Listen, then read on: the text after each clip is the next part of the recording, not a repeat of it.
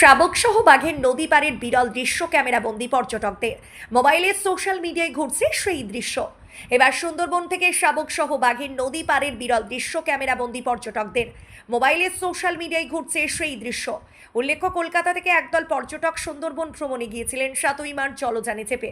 যখন সুন্দরবন ভ্রমণ করছিলেন সেই সময় একটি বাঘ দোবাকি নদীখানি জঙ্গল সং ফেরার পথে শাবকসহ বাঘের নদী পাড়ের বিরল দৃশ্য ক্যামেরাবন্দি পর্যটকদের মোবাইলে সোশ্যাল মিডিয়ায় ঘুরছে সেই দৃশ্য। উল্লেখ্য, কলকাতা থেকে একদল পর্যটক সুন্দরবন ভ্রমণে গিয়েছিলেন 7ই মার্চ জলযানে চেপে। যখন সুন্দরবন ভ্রমণ করছিলেন সেই সময় একটি বাঘ দোবাকি নদীখানি জঙ্গল সংলগ্ন তার বাচ্চা নিয়ে নদীখানির সাঁতরে পার হচ্ছে দেখতে পায়। শাবকসহ বাঘকে দেখতে আনন্দে উৎফুল্ল পর্যটকদের দল। ইতিমধ্যে সোশ্যাল মিডিয়ায় তার বিরল দৃশ্য ভাইরাল। অন্যদিকে রেশায়ের প্রভাবে ব্যাপক ক্ষতি হচ্ছে বলে জানিয়েছেন পর্যটন ব্যবসায়ীরা।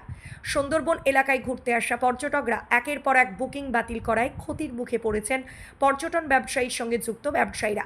বিশেষ করে যারা বোট নিয়ে সুন্দরবনের বিভিন্ন নদীর খাড়িতে পর্যটকদের নিয়ে ঘুরতে যান, তাদের বুকিং ক্যান্সেল হয়েছে। বিগত দিনগুলিতে এশায়ের হিয়ারিং থাকায় বহু লোকের নাম বাদ পড়ায় তাদেরও কাগজপত্রের জন্য দৌড়াদৌড়ি করতে হচ্ছে। ফলে ক্ষতির মুখে পড়ছে পর্যটন ব্যবসা। বোটের মালিক শরীয়ত মণ্ডল বলেন, এবছরের শুরুতে ব্যবসা ভালো শুরু হয়েছিল, প্রচুর বুকিং তারা পাচ্ছিলেন রাজ্যের বিভিন্ন প্রান্ত থেকে। এশায়াত চালুর পর থেকেই সেই বুকিং একের পর এক বাতিল হচ্ছে। হাল প্রচুর খারাপ। কেন? এই এসআইয়ের জন্য।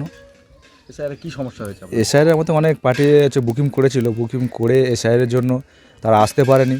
আমাদের মাঝি ছিল বা আমাদের হেল্পার ছিল, তাদের মাইনেটাও সব ঘর থেকে দেওয়া হয়েছে, যার জন্য প্রচুর লোকসান হয়েছে।